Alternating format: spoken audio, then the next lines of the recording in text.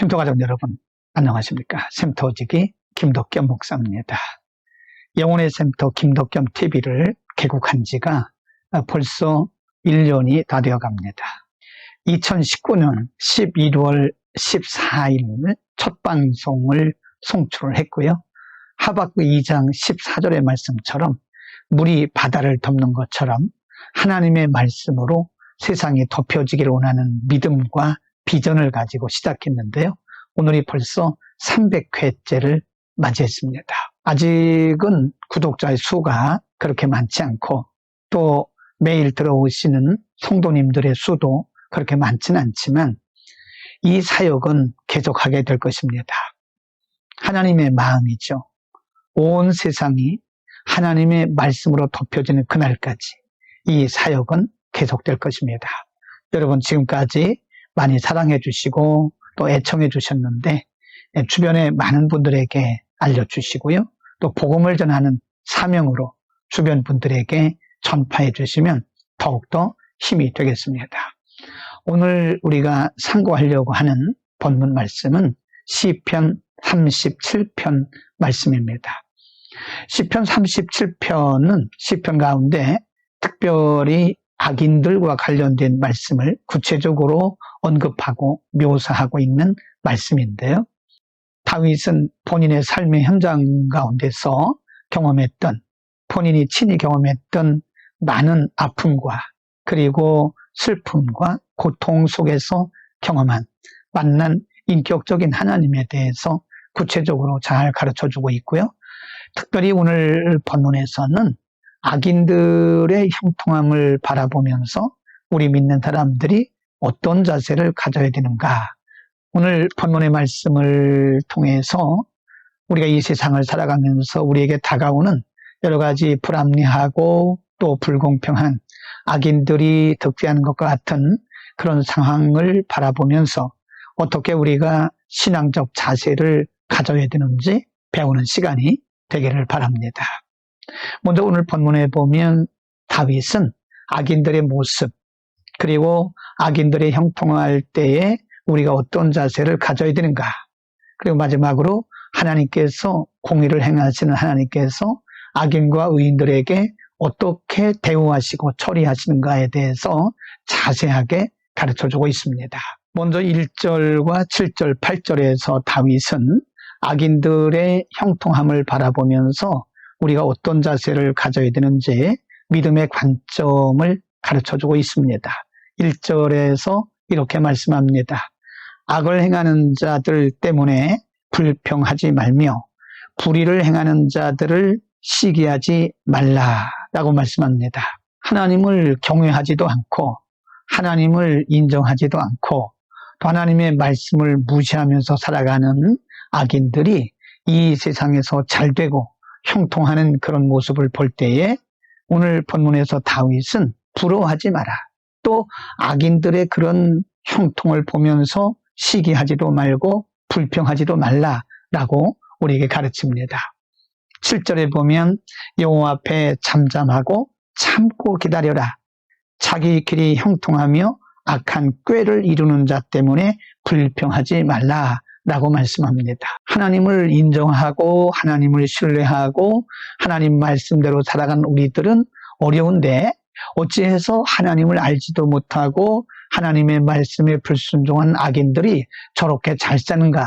때로 인간적인 안목으로 바라보면서 회의적인 생각도 들 수 있지만 그런 자세를 갖지 말라는 거죠. 악인들의 그런 모습을 바라보면서 조금 더 분노하지도 말라는 것입니다. 이제 2절 이하에서 다윗은 그러면 하나님을 무시하고 말씀도 멸시하면서 살아가는 악인들의 결과에 대해서 가르칩니다. 2절, 그들은 풀과 같이 속히 배임을 당할 것이며 푸른 채소같이 쇠잔할 것이다. 진실로 악을 행하는 자들은 끊어질 것이다. 10절에 보면 잠시 후에는 악인이 없어지리니 네가 그곳을 자세히 살필지라도 없으리로다. 13절, 그러나 주께서 그를 비웃으시리니 그의 날이 다가옴을 보심이로다. 15절, 그들의 칼은 오히려 그들의 양심을 찌르고 그들의 활은 부러지리로다. 17절 악인의 팔은 부러지나 의인은 여호와께서 붙드신다.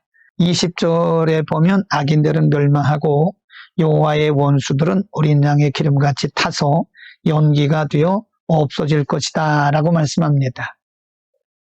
이미 말씀드린 대로 다윗이 의인들에게, 하나님을 신뢰하고 믿음으로 살아가는 사람들에게 악인들의 형통을 부러워하지 말라고 말했던 것은 바로 이것 때문에 그런 것입니다.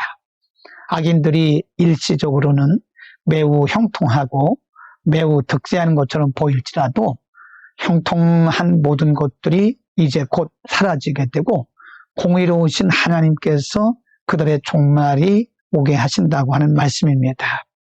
이제 3절 이하에서 다윗은 그러면 하나님을 신뢰하고 하나님을 경외하는 의인들은 어떤 자세를 가지고 살아야 되느냐.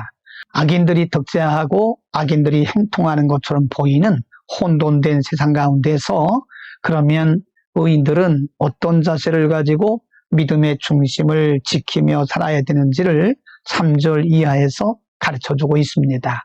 3절에 보면 여호와를 의뢰하고 선을 행하라.